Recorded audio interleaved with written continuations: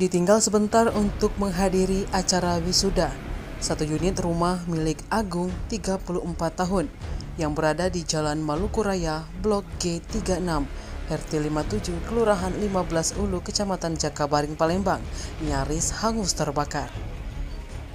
Beruntung saksi Ruslan Arifin, 61 tahun, yang berada di samping rumah korban mengetahui kejadian itu. Ia langsung mencoba menyelamatkan barang berharga dan berhasil memadamkan api yang keluar dari televisi milik korban, sehingga tidak menghanguskan seluruh isi rumah. Berdasarkan data yang dihimpun, peristiwa kebakaran kecil itu terjadi pada Selasa 11 Juni 2024, sekitar pukul 10.50 waktu Indonesia Barat.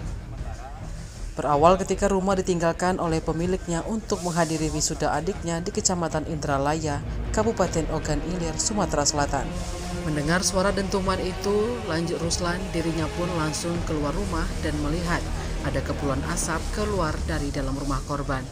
Di tempat yang sama, Kapolsek Seberang Ulu 1 Palembang, Kompol Alek Andrian, membenarkan adanya peristiwa kejadian kebakaran satu unit rumah di Jalan Maluku Raya, Blok G36, Kelurahan 15 Ulu, Kecamatan Jakabaring.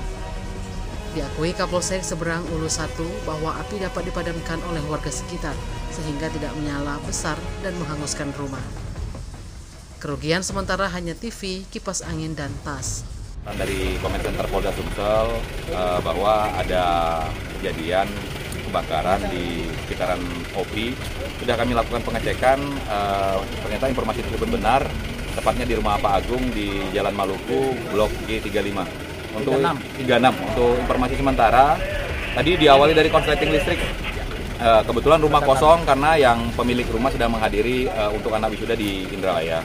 Kemudian ada warga sekitar yang melihat adanya asap yang mengepul, membantu memadamkan.